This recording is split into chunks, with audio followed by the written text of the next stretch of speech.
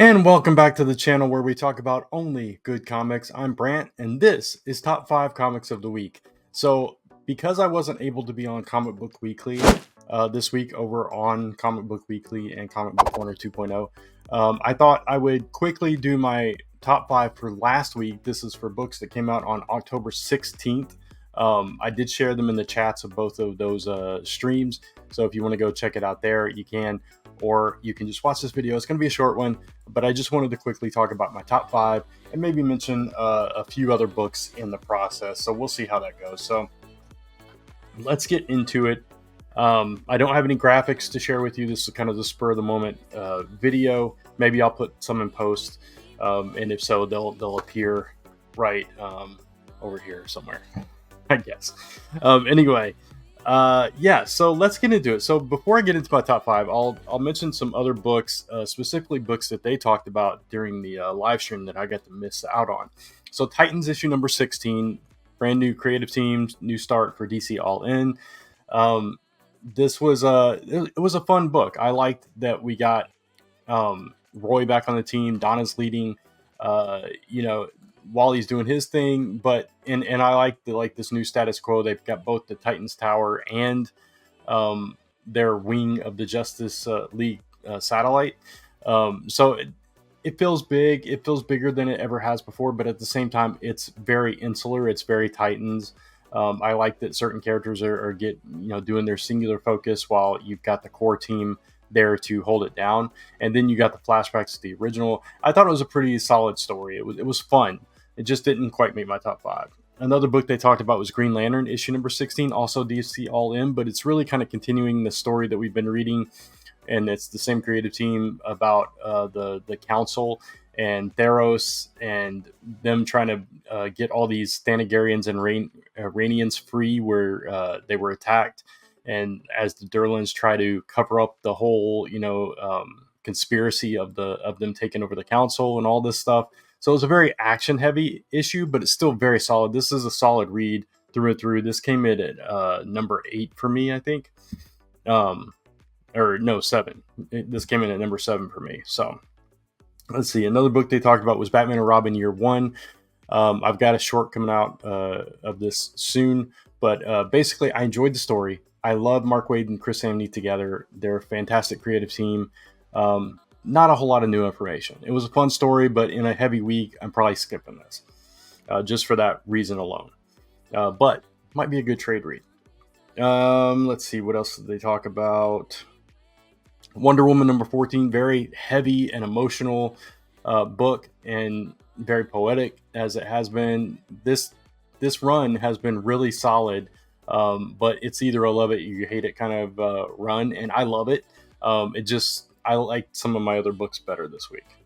All right, and let's see. I will. The only other books I'm going to talk about that they did not talk about, aside from my top 5, there's 2 more. I'll talk about Action Comics 1071. So it's the second week of the weekly story that we've got running as Superman is in the Phantom Zone and trying to figure out what's going on there.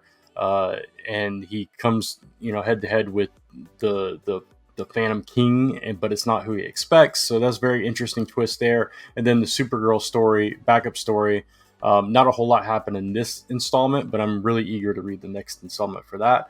I'll talk about 2 more after this, actually. Mystique issue number 1. I'm not a huge fan of the art, but I did like the overall story. I think it was a little bit slow, but I like where they're going with it. I like this, kind of focus on how big of a threat and big of a mystery Mystique is, and I like that aspect of it. And then Radiant Black issue 30 and 30.5. This is the end of the Catalyst War as we start to go on the path to whatever comes next. But the book is taking a break now from now until February of next year. So it's a big long break. So we can regroup, refresh, and see if we want to continue with this brand new arc. They did finally decide who's getting the Radiant Black, and now all the robots are out of it, at least for now.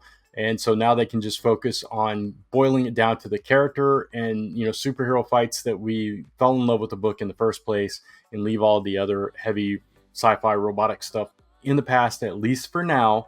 And I'm eager to get back to that because that's what made me fall in love with the book. And I'm excited to see what comes next. But now I got to wait till February for that. All right, so all those books aside, let's get into my top five. My top five picks of the week. Number 5 was The Domain, issue number 4. This is from Image Comics, Chip Zdarsky. It is the spinoff from Public Domain. I've talked about it many times on this channel. It's, these 3 friends in college or just out of college find these gauntlets, and these gauntlets allow them to share the power of the domain, but when one person uses it, the others can't. So, and then, it leads to a bunch of circumstances where one will use it while the other one's using it, and it leaves them in danger. And that, it's a kind of a continuous thread through this book so far. And there's these alien pirates that are trying to take over this technology to use it.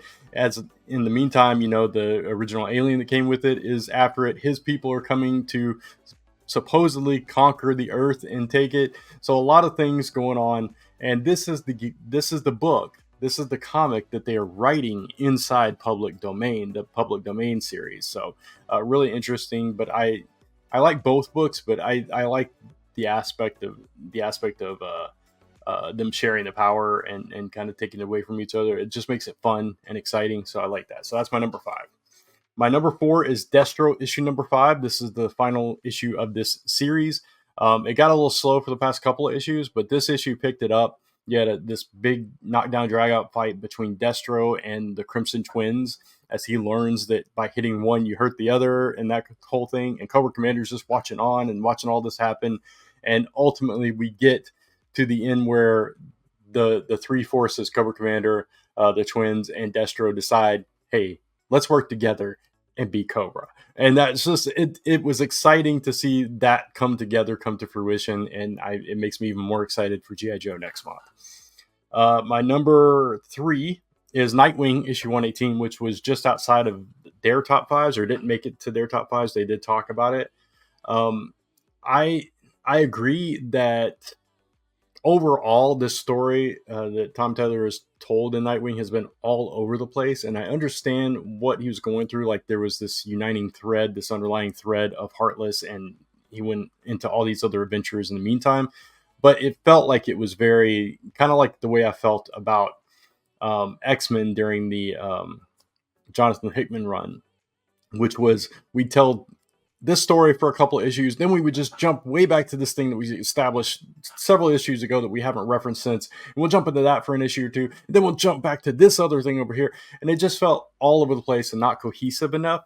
I do like the through line. I like the conclusion to the story. I like that we still got some of those character moments, and there was some heavy consequences for Dick throughout this issue. So I thought it was a fitting way to end it, and I thought it was a powerful issue, and had the entire run kind of had these emotional beats throughout the same story. And, I don't know, it might have been stronger, but in and of itself, this issue I thought was a fitting end to the story and a really strong narrative throughout the book. All right, so my number 2 is Uncanny X-Men, issue number 4. And this story just keeps getting better. This is the best X-Men book out for me personally. I love the classic feel, but I also love, working with these new characters. This threat feels big, feels heavy, and we learn more about Sarah Gaunt throughout this issue. We learn why she has such a hatred for mutants and for Professor X, and what tragically happened to her throughout this story, which was really emotional as well. And how big of a threat she is to Wolverine and to Rogue, and just I don't know. It feels like classic X-Men with a fresh paint job on it for me, and I really enjoyed this one. And then finally, my number 1 book this week or last week was Ultimate Spider-Man, issue number 10. This was a boiled down news beat story where J. Jonah Jameson and Ben Parker are hunting down these leads on this story about who actually controls Stark Industries and all the tech, who took that over, all these corporations, and why this particular company is in bed with Fisk and all this stuff. And it all pointed back to Gwen and Harry, which led to an altercation with the Green Goblin. So really love the way that this was paced. The the newspaper lingo here. It felt like I was watching, like, I don't know, um, some kind of docudrama kind of thing about some big news story in Washington, that kind of thing. It had that vibe, right? It had that reporter vibe to it. And I love the way that it was broken down. You had like this old school kind of banter between the two as well, and then you get little seeds about what's actually happening with Gwen and Harry and all of this stuff. And in the meantime, you got MJ and Peter. It's very well balanced. The cast all shines, and it's a fantastic book. It's the best Spider-Man book on the stands, best Spider-Man book we've had in years, and I'm really enjoying this book, and that's why it's my number one. So those are my top 5 for the week of October 16, 2024. I hope you enjoyed this. Hope you liked my take on these books. Let me know in the comments below what your top 5 for the week were and what you're anticipating this week. Obviously for me, Rook Exodus, Void Rivals, we got Pythona from Cobra Law. Let's see, there's a lot of good books out this week, and I'm blanking on some of the other ones as well. I'm trying to think of what I've already read also, but I'll talk about some of those on Friday 1st tomorrow. So if you want to check that out, you can, watch that video as well. Let's see, we got Dark Knights of Steel All Winter, another Action Comics. Absolute Wonder Woman comes out this week. I have not read that one yet. Teenage Mutant Ninja Turtles, some big books, some good books. So we'll talk about that. But anyway, if you like this video, you like my content, give it a thumbs up. Really does help the channel. Hit that subscribe and notification bell so you don't miss any of the other updates to this channel. Comment and share and all that stuff. And of course, you can follow me across social media at onlygoodcomics, or type onlygoodcomics.com in your browser to take you right back to this YouTube channel where we talk about only good comics. Until next time, thanks for watching. Take care. Keep reading those comics, and I'll see you soon.